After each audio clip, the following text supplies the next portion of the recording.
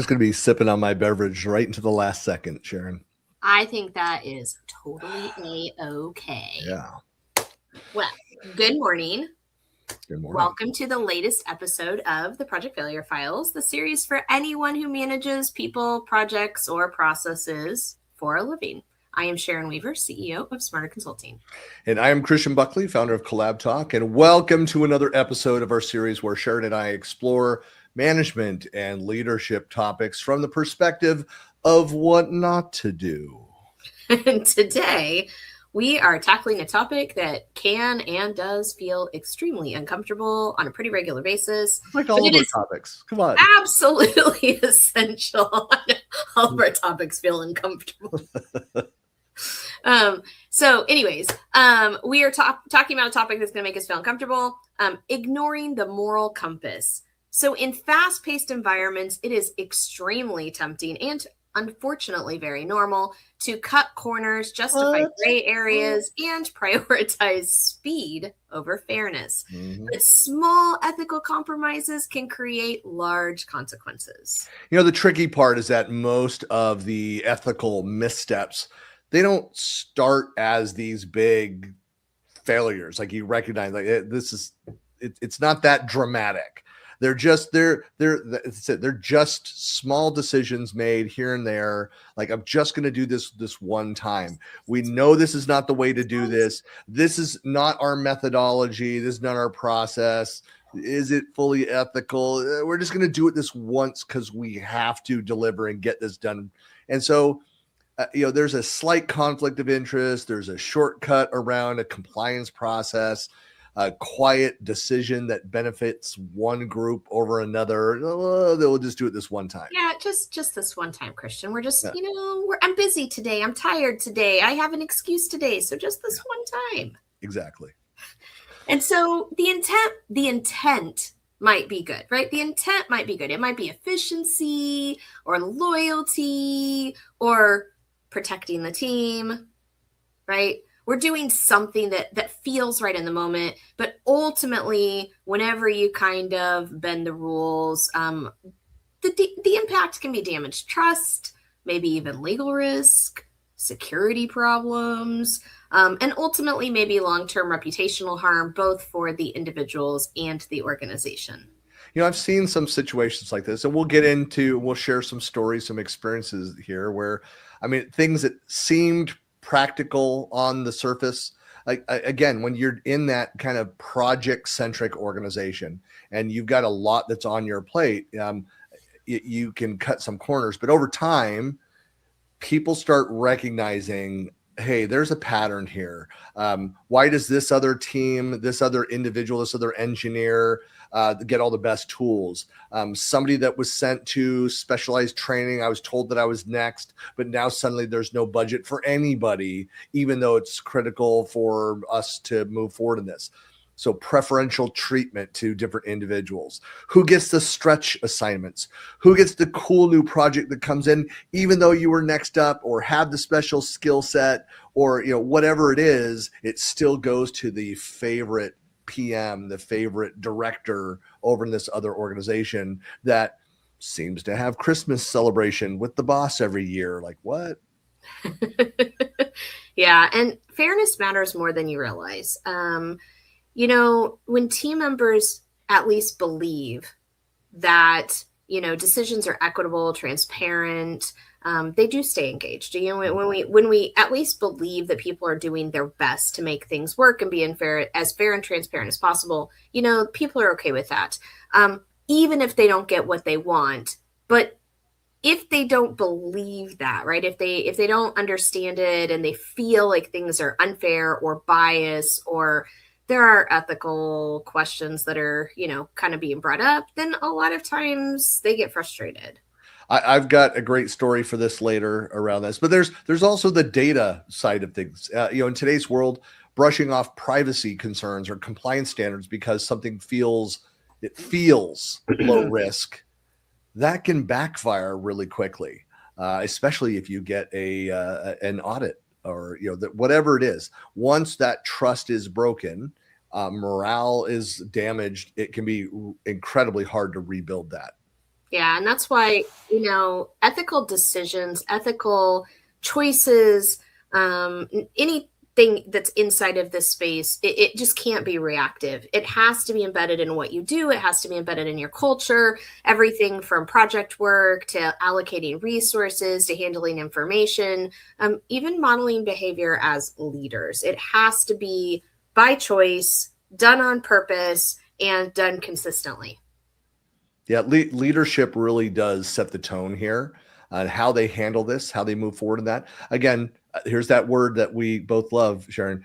You're clinical in your approach about this thing. You're transparent, but you're clinical. You're not picking favorites there. Like people pick up on that. If I look at that, I said, look, there's integrity in having that system in the process. If integrity takes a back seat to quick wins, people notice, teams notice. Um, when leaders consistently demonstrate accountability and transparency, that standard that becomes cultural. It gets locked in. People trust that. Yeah, people repeat, right? They repeat what they see, and if they see their leaders doing it, then they will do it too. And ultimately, culture, which is basically you are who you hang around, right? You act like those around you. More than any policy, any culture is going to determine how people behave. And most importantly, what we're worried about is how are those people going to behave when nobody's watching and their back's not up against the wall and they're not having somebody like literally stand over them and be like, are you doing this right or are you not? And that's ultimately what we want, right? We want a culture of team members who are doing the right thing no matter what, even when nobody's watching.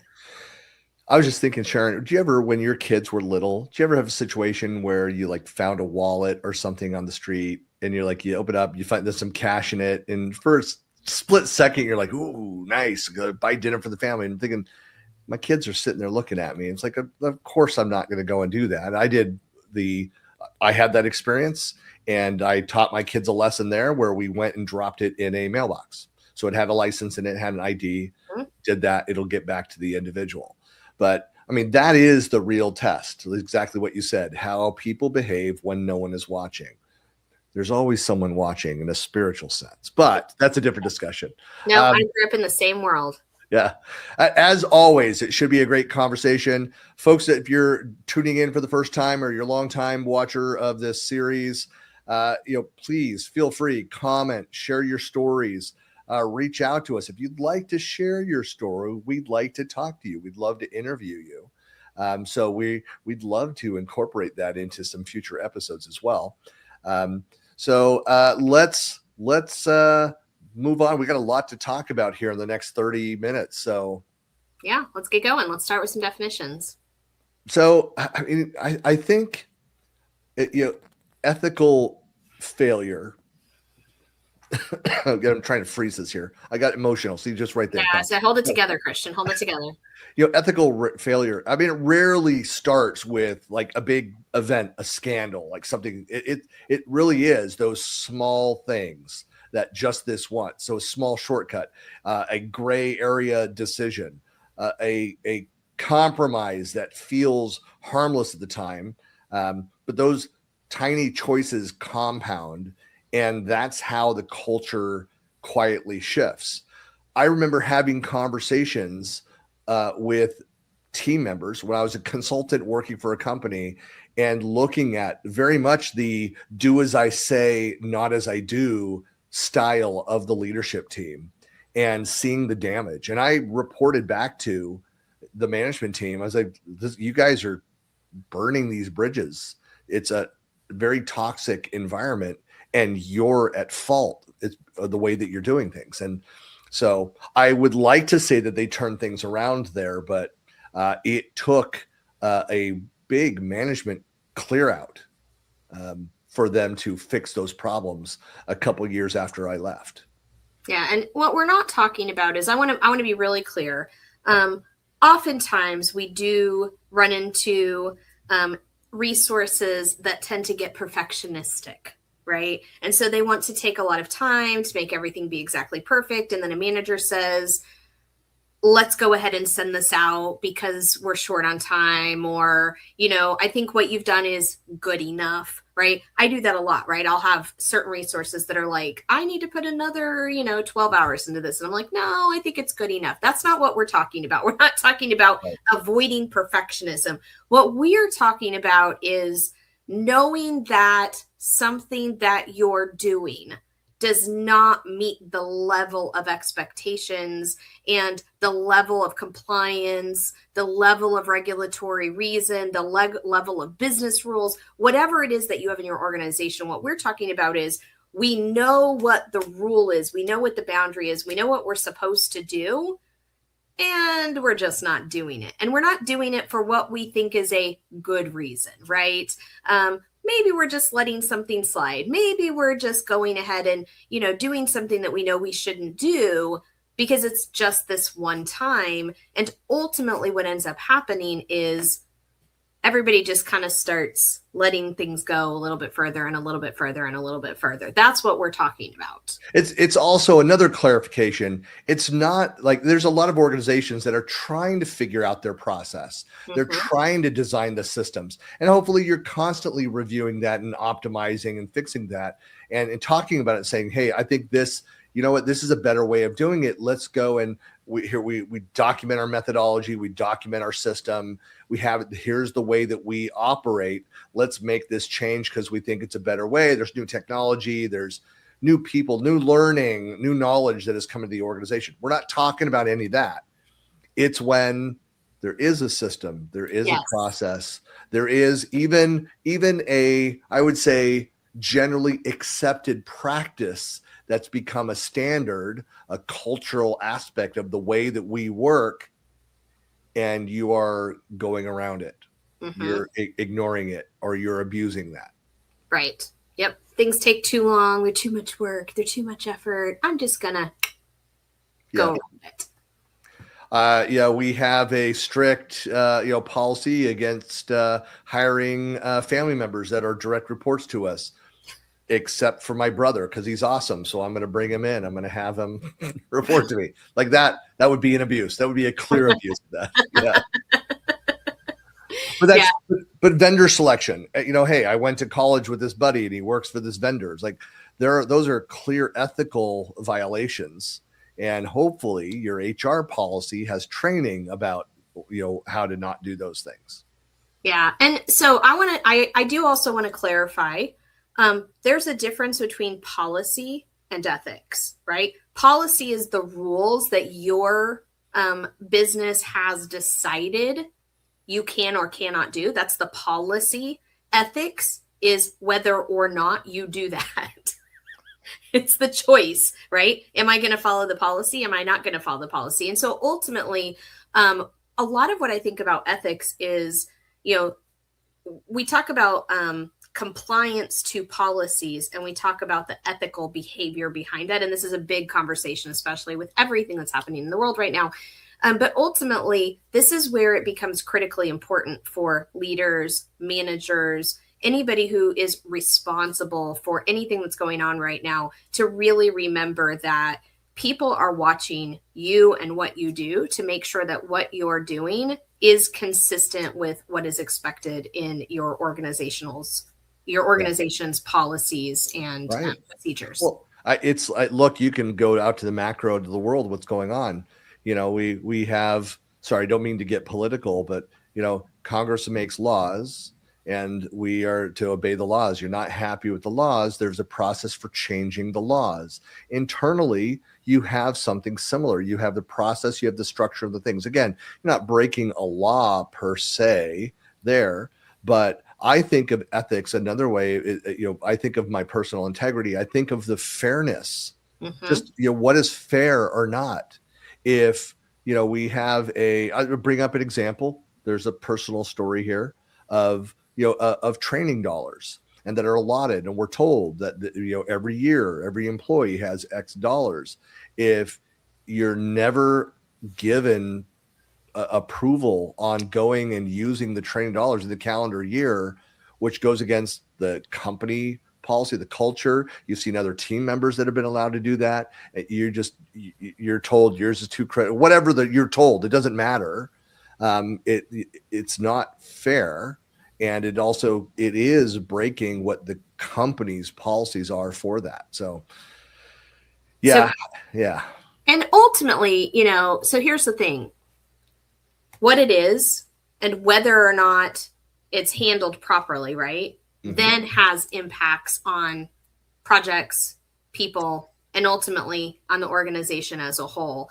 And right. So as we start to talk about impacts of not having ethical behavior or not, maintaining your moral compass, ultimately people end up like really confused about what's going on. Because they're like, wait a minute, should I expect this? Should I not expect this? The team is like, is this going to happen? Like a lot of times what ends up happening is people become very confused and very untrusting of each other, of teams, and of the organization. I've got the word for you. So when fairness feels inconsistent, cynicism is what sets in. Yes. People stop believing the system is equitable. And once that trust slips, collaboration then starts to suffer. You can't build high performance on perceived favoritism.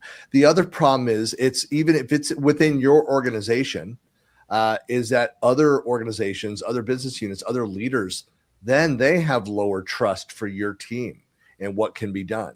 And so I've seen this too, where I've been a cog in the system down as a project manager, and I could see that there were decisions being made. We were getting tossed around, which then forced us or caused us to slip on priorities of other projects and commitments that we had made internally. And so there became low trust with our leader over in the PMO for, with these other teams that we served. And so that was very difficult. Like they recognize that it wasn't you, Christian. It wasn't the other PMs that were in the organization, the decisions being made, but it led to very unhealthy, well, again, toxic culture, and made it difficult then to go do future projects with these other teams. They didn't know what they could trust. I mean, when you're looking over your shoulder, you're like, well, wait a minute.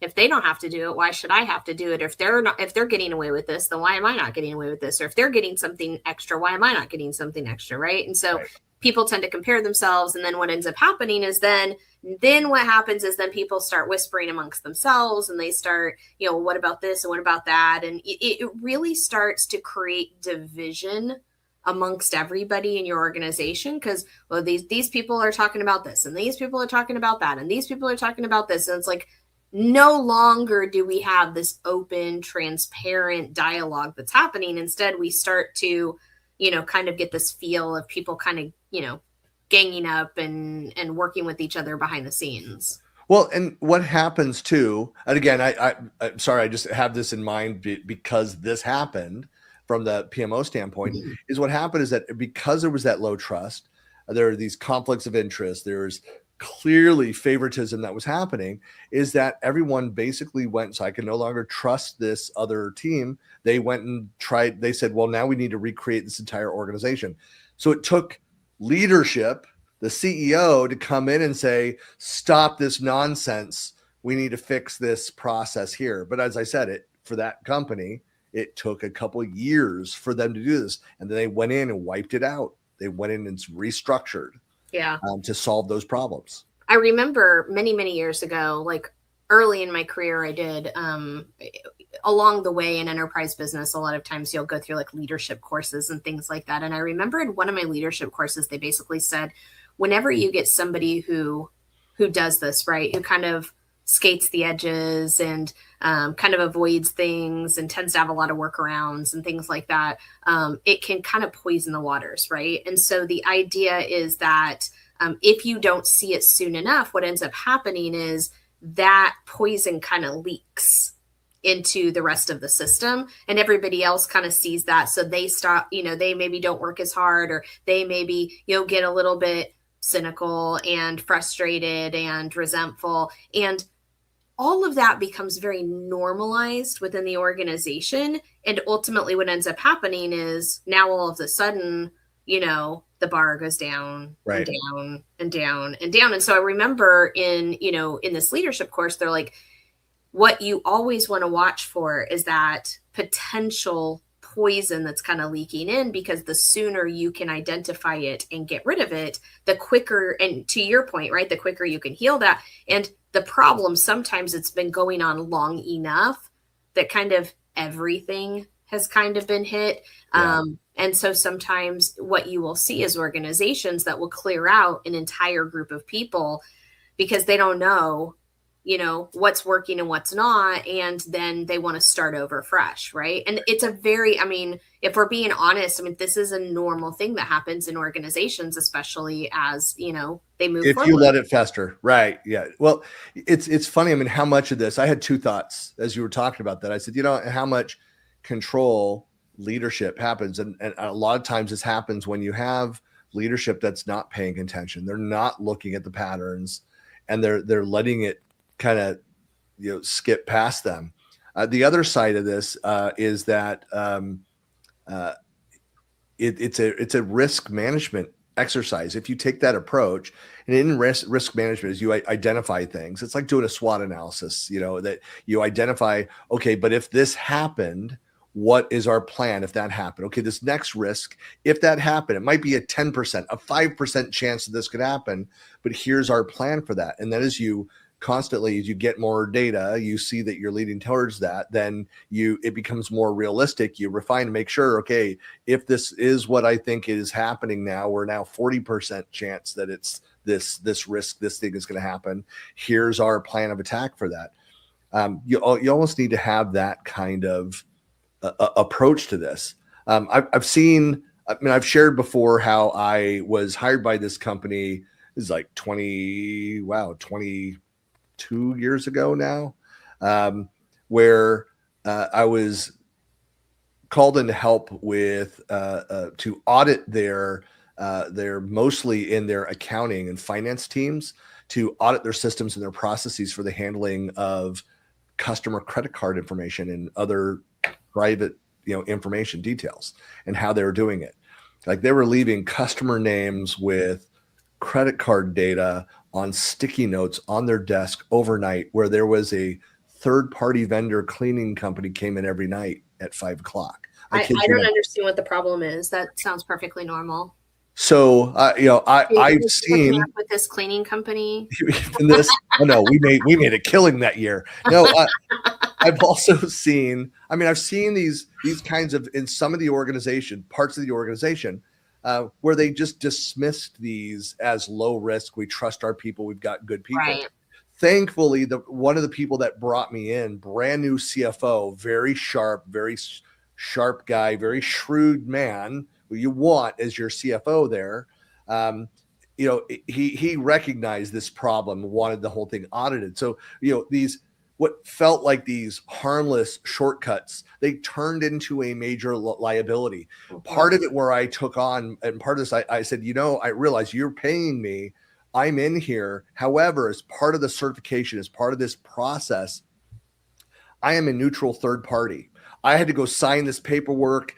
And some of you that have been through this process before are aware of this, working with this outside credit card authority audit entity. So I was reporting back to them. If I found laws that were broken, unethical, illegal, I reported 100% of it. And the CFO was just like, 100%, report all of it. He says, if it's going to take us getting fined tens of thousands of dollars a day to get this mess cleaned up, says, let's do it. And that's exactly what happened. And so they started getting fined daily and per incident at these things. And the hard part of this, and I'll finish the story. That'll force people to clean it up fast, won't it? We cleaned it up fast. We had the process, went through the training, all of that. I did a surprise audit like 2 weeks later, and I found on one person's desk, I found sticky notes right there. I just walked by, saw it. Oh my gosh. I took pictures of this, gave it over for the tracking purposes over to, gave everything over, made copies of the documents that were left out on desks, whatever. The next day, that person was fired. So, and I'll tell you what, I was there for almost a year. I did other surprise audits. I never saw that mistake again. Yeah, I'll bet. Yeah. It was a harsh lesson. I felt bad for the person. Smart person, near top of class from their university, did a stupid, lazy thing. Yeah. Well, and this can show up in all kinds of different ways, right? So, I mean, that's kind of like shortcutting things. But then some of the other, things we talked about were, fairness, right? So we talked about resource allocation. And I can honestly tell you, growing up as a woman in technology, I can tell you all kinds of fun stories about how things were not perceived to be fair. I had many co-workers that were far less experienced and knowledgeable than I was, younger, less experienced, less knowledge. But because they were buddy friendly with the boss, they would go out to the game or go fishing or hang out at their house or do fun things together. Often they would get assigned certain things. They would get promotions, they would get opportunities, they would get projects, they would get trainings, they would get conferences that were not offered to me because, I wasn't hanging out with them. And so ultimately what ends up happening, and this is a very common thing when we start talking about, bias in the workplace, is that ultimately that lack of fairness can also cause people to, again, feel resentful and be like, well, why am I even working? So then you have two choices, right? Either one, they work less to kind of compensate for that resentment. The quiet quitting. The quiet quitting, exactly. Yeah. Or they just walk out the door and go somewhere else, and you can lose really, really great resources because ultimately they're like, yeah, I don't want to work at a place where I'm not going to have opportunity in my own space. Isn't it amazing that if you go back to, that word, that clinical approach to this, if you have the structure, you have the process in there. I know I'm up for the next project. Guess what? Next project comes in, I get assigned to it because I was up next. That was our system, the process here. Not that I'm saying that there's a model that works because there's a bit more that goes into it. Who, depending on for project management standpoint, who has industry experience, who has how much on your plate. There's a lot of other factors, but I'm just saying you have a transparent process. How we would do that was we would go in, have these team meetings and talk about, hey, is this something, can you do it? It's like, I really want that. I'm next up for that. I really want that project. All right. Is there something else on your plate that you can hand off so you can allow to take on that? People love that level of discourse, of transparency, and to be able to say, you know what, I'm fine to pass on it now because I'm fully entrenched here. I'll take the next, let's skip me this time. I'll do it the next one. Make that a fair, I mean, again, we keep talking about resource distribution. Mm-hmm. It's amazing at how much pain and frustration comes out of unfair resource distribution discussions. Yeah, exactly. So as we talk about this, I think, for the sake of time, let's shift over to talking about some strategies for being able to deal with this. So like, what are some ways that you think people and managers and leaders can help to solve for some of this? I think a lot of this, one, talking about it, if it's part of your project kickoff, like some people absolutely hate at the beginning of a program or a launch of something, rather to have the leadership team, executives that are behind this, or even at a project level, where you have a kickoff of this project, where you go through and you talk about, here's our process. Here's the methodology. Here's our approach. Here's how we report things back in this. This is the way that we operate. And you talk about that constantly so that it's written, it's documented. You've talked about that. And that when things get messy, it's always good to let's go back and look at the process here and where are we in this? And so you can lean heavily on that to kind of right the ship. How does this apply when you look at the handbook, when you look at our process here, and stick to the process? Again, if you find something, the process is broken in this area, we need to change that. All right, let's have that discussion. Mm-hmm. Let's change that. Okay, here's the new it's now the system of record. Well, yeah, because why bother putting effort into having policies and rules and governance and all of this stuff if you're not going to follow it anyways? And a lot of the answer is exactly that. Oh, well, it doesn't fit our need. Well, then change the process, right? Change the policies, make sure that the guidelines are, going to match with what's actually going to happen. Or you might have to be uncomfortable, right? You might have to be a little bit uncomfortable as you make those changes. And you might have to say, look, I know that this might not fit everybody exactly the way that you're used to. You might have to change, and you might have to learn and grow and mature. You might have to do something that you're not used to doing. But ultimately, it's a matter of making sure that the policies and the procedures match what's actually happening in some way. Yeah. I think it's also important too, that as part of, just like we have our annual reviews as employees, there needs to be that annual feedback back about the leaders, the managers, around some kind of integrity, ethics metrics there, so that there's feedback that direction. Especially if there's something that you're not aware of, that people that are feeling like, hey, something is off, something is unfair, that maybe you've not picked up on yet. And it's, how much I love that the whole concept of feedback loops, having that in multiple places. Hopefully you're not waiting until the annual review, but having that built into your culture, that we want to hear this. And again, I'm not a fan of the 360-degree feedback systems and tools. I think there's pros and cons to that model overall, but you're collecting information both directions. It's not just towards the employee. Well, and again, it's not about the tool. It's not about the technique. It's not about what you're doing. It shouldn't be. It's about whether or not people feel safe enough to be able to be open and transparent about what's going on and what needs to change. And I think ultimately, all of these processes and procedures and tools and techniques at the core, if your culture is an ethical culture that tells people, hey, we want to do the right thing, and we want you to tell us when we feel like we're not doing the right thing so that we can make a change, you're probably on the right path. If you're in an organization where they say that, but then if you try to bring it up and make changes, they're like, oh, quiet, then, maybe they're not doing what they say they're doing. You need to model accountability in a very visible, transparent way.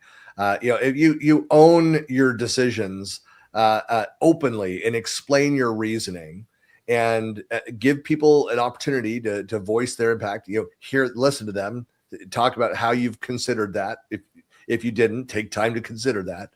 But leadership credibility grows when people can see how and why choices are made. It doesn't mean they agreed with them, but when the process is transparent. Here's one of my Buckleyisms, Sharon. You hear me say this one is the most common Buckleyism. The more people see the process and understand the process, the more that they will accept and follow the process, whether or not they agree with the result. They feel heard. I mean, I heard this all the time where people are like, I just want to make sure that my voice, I'm in opposition to this strategy. Like, we get it. We understand. Here's our reasoning for continuing down this path. We heard you. We made this decision. That is better than we're not taking the feedback. No, the decision's already been made. You've been unheard. You've been cast aside and not considered. Very different feelings come out of those two approaches. Yeah, no, I totally agree. And I also am a big believer in making sure that we're always doing the right thing, even if we don't have time for it, right? I just gave this feedback to somebody in the last few days. We were talking about this. So I just feel like I've got all these things to do and I'm always feeling behind.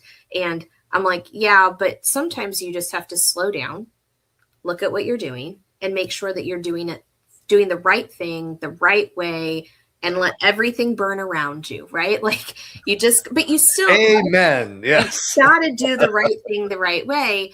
And ultimately, for yourself and other people, you need to reward the fact that you did the right thing and focus on integrity.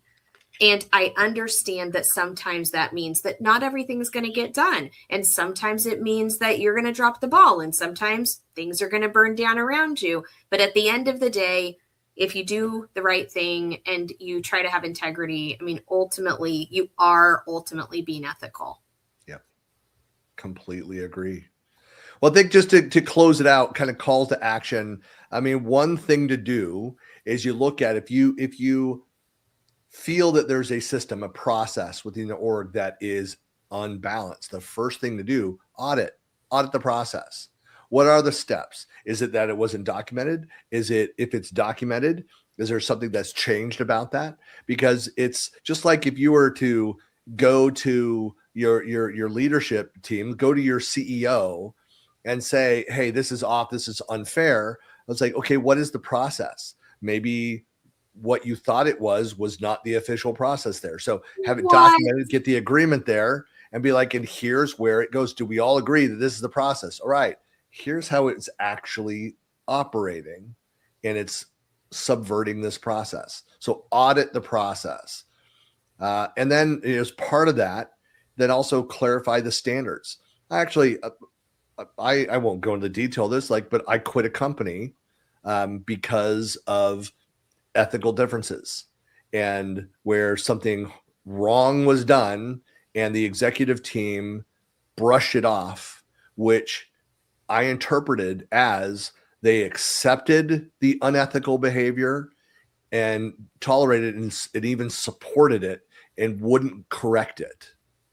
And I said, I cannot work in a company that operates like this, and immediately quit. They were shocked by that because we were doing really well. Yep. But I'm like, I don't want to be here another day knowing that you don't care. I have also quit company, not many, but definitely one for sure out loud, and a few others have been kind of sketchy, but there was definitely one where they did exactly the same thing. It was very clear that it was unethical behavior. I was definitely on a fast track to move up in that company, and I was like, yeah, I can't stay at a company that is like that. That's why it's good. Audit the process, clarify the standards there of how things work, and then talk about and hold people accountable for these things. If we've documented it, we've all agreed this is the process, and then you immediately go and abuse the process, have some accountability there. Yep, I agree. Yeah. Well, there's a fiery episode. Be sure to follow us and please subscribe. Go out to our YouTube channel at Project Failure Files. You can find us out there. Follow us, subscribe, click the notification bell. If you're watching this on the blog, if you're finding out about us, if you're following us now, we've got the brand new newsletter out on Substack as well. Please go. Sharon will eventually add some thoughts there too. Right now, I'm about to post this will be the third episode there, so please go in and follow us there, subscribe to that as well. Yeah, thanks for watching. We'll see you next time.